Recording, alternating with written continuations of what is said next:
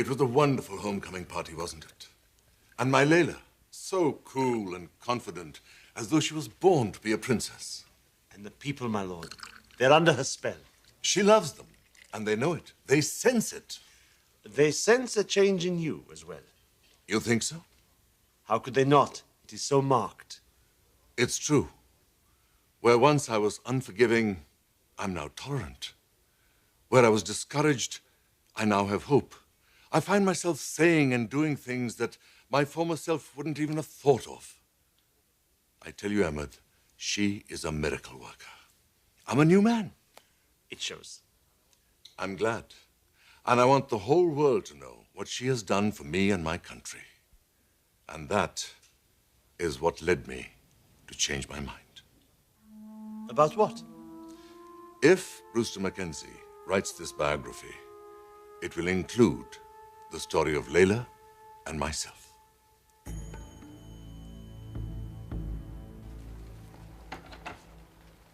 Thorne, is that you? No, not Thorne. It's me. Hello there. Well, I guess you know who I thought you were. He was just here a little while ago. He was. What did he have to say? Any news on Macy's condition? No, not really. So, did he go back to the hospital? No, I don't suppose he did, because I told him about Sally's involvement in Dylan's case. Ah. How did he take that? Not well. Well, I can't imagine that would keep him from going back to the hospital. Not given the way he feels about Macy these days. Actually, Macy asked him to leave earlier today. She did. Why did she do that? I don't know. I suppose maybe she thinks in the long run it'd be the best thing for the both of them. I mean, the marriage has never brought either one of them any real happiness. And as far as the rest of us concerned, we're always in a constant state of conflict. You, me, Sally. There's something I want to tell you about. My visit with Sally. Is she going to stay away from that courthouse? Okay, so tell me, damn it, what are we dealing with? All right, I'll tell you. Violence. I'm talking about violence, Dr. Warwick. Deep, dark, bloody violence. We're talking about murder, James. We're dealing with murder. What did you just say? Murder.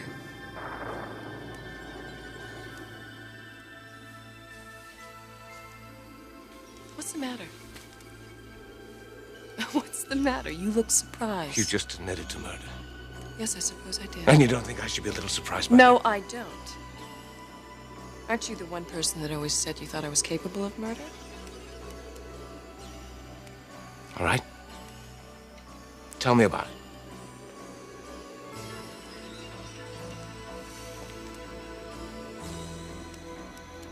So you believed me? Oh, God, look at you. You do. You look like you're ready to salivate. God, why is it you always believe the worst in me? You're supposed to be objective. So now what are you telling me? Are you telling me now that this murder didn't happen? Of course it didn't. Now you got scared. You opened up to me and you got scared. Now you're trying to change it and pretend it didn't happen. There was never a murder. Tell me about it. All right, fine. Let me see, how did it happen? Maybe I shot him with a gun. Or no, better yet, maybe I slit her neck with a knife. Or maybe I just used my own bare hands and strangled him to death. And just kept pushing harder and harder until that last breath left her body. Just like you've been doing to me since the day you met me. You can play all the games you like. You just confessed to murder. For the first time, you've told me the truth. And we both know it.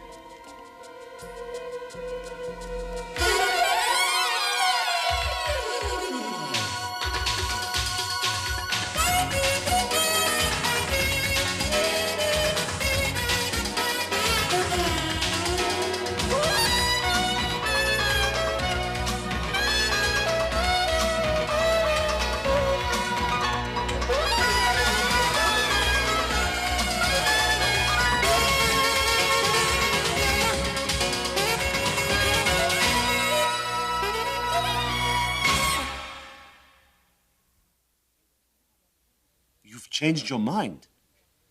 But just the other day you said that... Yes, but I've given the matter some more thought, Emmett. Naturally, we will protect Layla's real identity. But there are other factors to consider as well. If sharing this story is of benefit to our people, then we should give it some serious thought. Of course, none of this will matter if I can't get hold of Mr. Mackenzie. Shall I get the number for you? No, I have it with me. I'll try him again.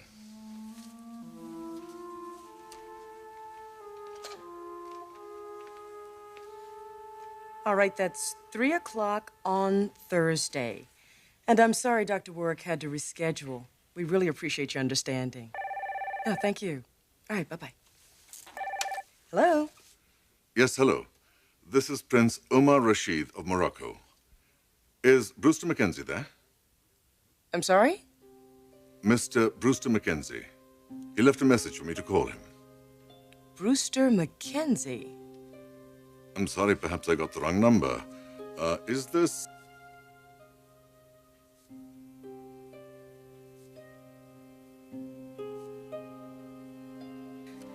I'm sorry, sir. Mr. Mackenzie is expecting your call. Unfortunately, he's not available at the moment. Would you like to leave a message? Yes. Could you tell him that I'm most intrigued by his proposal? And if he can fly out to meet me during the next few days, I'd like to discuss it with him further. The next few days. Mr. Mackenzie's schedule is quite busy. Oh, I'm sure it is. But unfortunately, that's the only time I have available to meet with him. So if he can't work around my schedule, perhaps I should consider contacting someone else?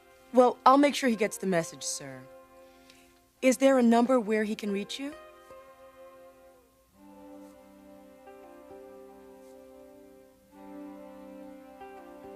Got it. Is there anything else, sir? No, that's all, really. Thank you very much. What did they say? What did who say?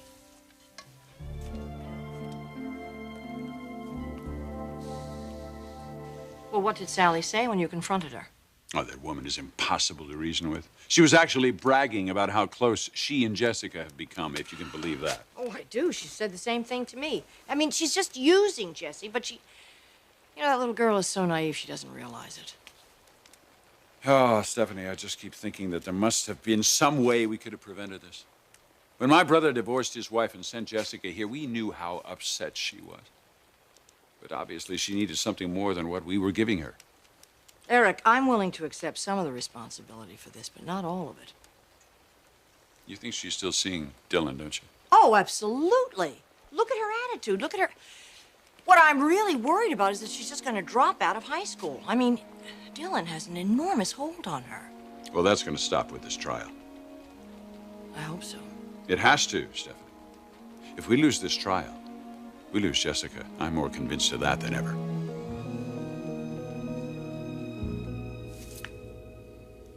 This really is rather funny. Oh, is it? Of course, I wouldn't expect you to see the humor in it, James. Oh, no.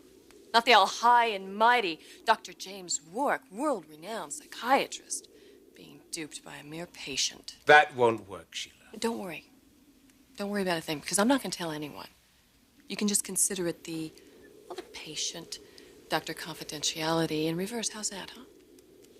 Although, I can't promise I'm not going to do it again, because it really was a lot of fun. You volunteered that confession. You freely admitted to an act of violence. I'm going to find out all about it.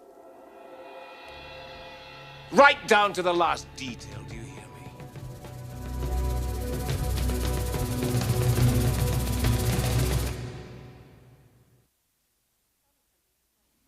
Tell me something, just out of curiosity. How can you be so sure I'm telling you the truth? Instinct. Oh, yes, now that is scientific. But I'm going to say something, and correct me if I'm wrong.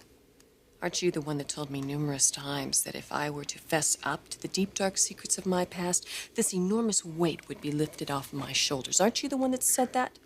That's exactly what I said. Well, supposedly, I just confessed to murder. That's pretty deep. That's pretty dark. Tell me, do I look like I feel better? No.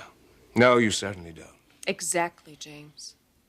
So according to your own theory, I must not have confessed to anything. So, shall we move on? The reason you don't feel any better is because you did not finish your confession. You're like a tightrope walker. You step out onto that tightrope, and you get scared. It's pretty frightening, but you can't go back. And the only way you're going to feel safe, really safe, is to go forward and finish what you started. So let me see if I got this right. The more I confess, the better I feel. Is that it? That's generally the way it works. Oh. Well, then, hey, by all means, let's continue.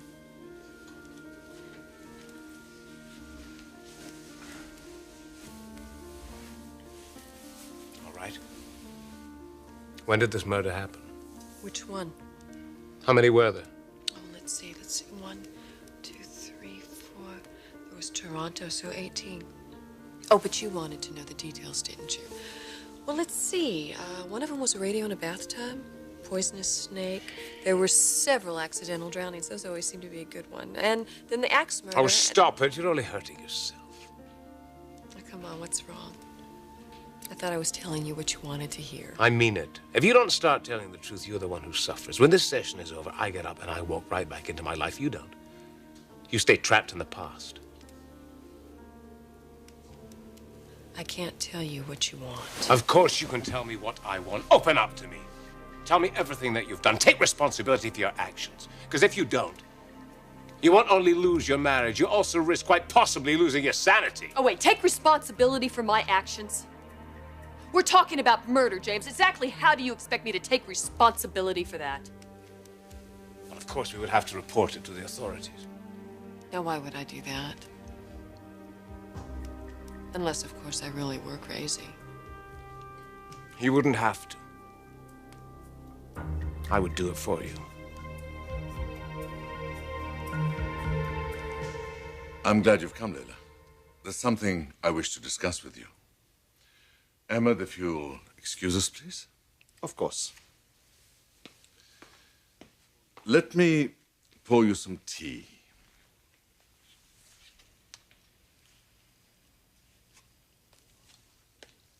Omar, is something wrong?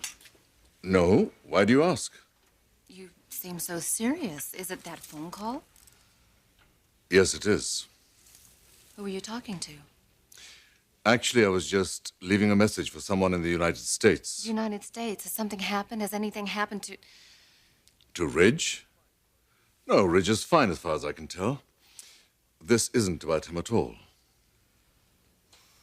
I'm sorry. It's all right. No, it isn't. I know how you feel about me, Omar. I know how it must hurt you to see me worrying about... Ridge? It's all right, you can say his name. I never expected it to be easy for you to get over your feelings for him. Maybe not, but I do my best to... To hide them? From me? Laila, by now you must know that there is nothing about you that I want kept secret. Secrets create distances, and I never want to be distant from you. How can you be so understanding? How can I not? When I am so much in your debt. In my debt? Of course. That's just what Emma and I were talking about. Laila, our wedding has given my people, our people, a great gift. The gift of hope, the promise of a better tomorrow. And it's all because of you. I'm grateful for that. And that's one of the reasons why I called Mr. Mackenzie. Who is he? He's a writer. He contacted Emma a few days ago. He wants to write my biography. You're not planning on including me in this biography, are you? That is my wish, yes? But the publicity. Laila, we will take great care not to reveal any clues about your identity. Or rather, about your former identity. That shouldn't be a problem, really, because whatever is written about you will be entirely at our discretion. Laila, I see this as an opportunity. This is a remarkable time in our lives. We shouldn't just be experiencing it, we should commemorate it. This book could be a tribute to you, to me, to our future together. Laila, please, Tell me that you are willing to consider this for my sake.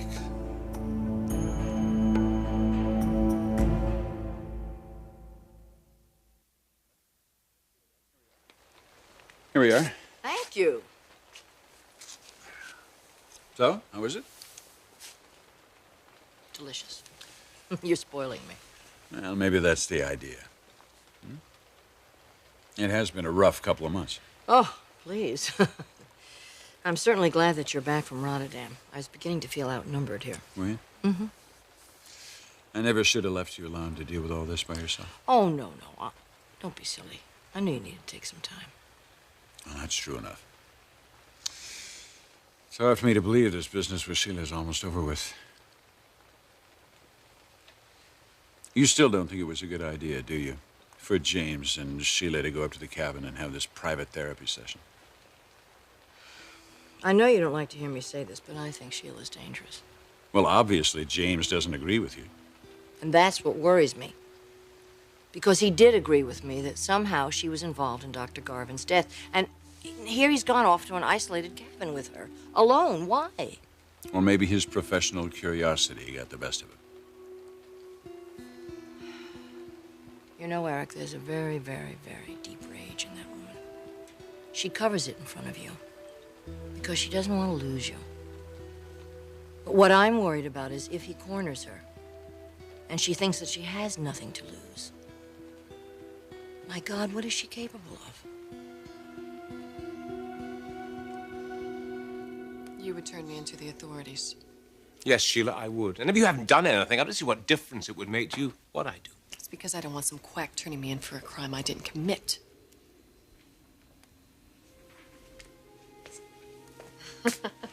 You're bluffing. No, Sheila. I don't bluff.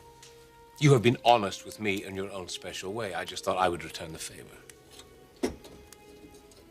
Well, you couldn't do that. You wouldn't be able to do that. You couldn't because of the doctor-patient confidentiality. Oh, in case you haven't noticed, I'm a therapist. I'm not a priest. Now, if I have reason to believe that you have committed a murder, as I do, and proof is available, then I have a legal obligation as well as a moral one to turn you over to the police. I'm not going to let you off the hook. We've come this far. Let's go the whole way. Confess. Confide everything to me. It's the only way you're ever going to find peace of mind. Tell me everything, every single detail surrounding that evening of the murder.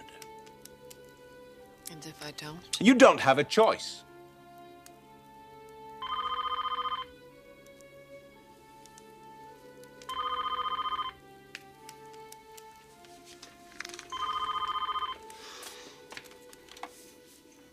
Hello. Dr. Warwick, I'm glad I found you. Sandra, has something happened? Prince Omar called. He did? Well, did he leave a message? Yes, and a phone number. Yes, I'll write it down. I'll find a pen. Hold on, please.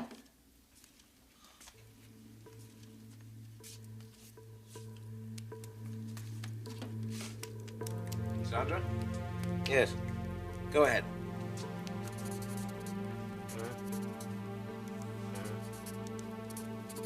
Right. Tell me what he said, exactly word for word. Right. Oh, he is. Well, that's excellent. No, that's excellent. When? Well, that doesn't leave much time.